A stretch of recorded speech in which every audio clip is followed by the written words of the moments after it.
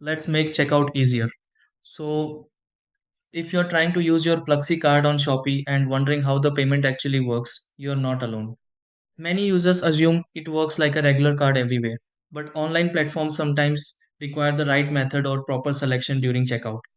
If the payment option isn't chosen correctly, the transaction won't go through even if your card has balance.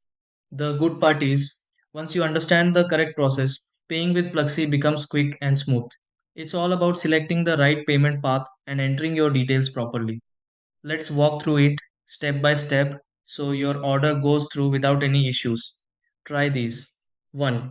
Add your items to cart and proceed to checkout on Shopee. 2. Enter or confirm your delivery address details. 3. Choose card payment or supported payment method section. 4. Enter your Pluxee card details carefully when prompted. 5. Complete verification if required. 6. Confirm payment and check order status for success.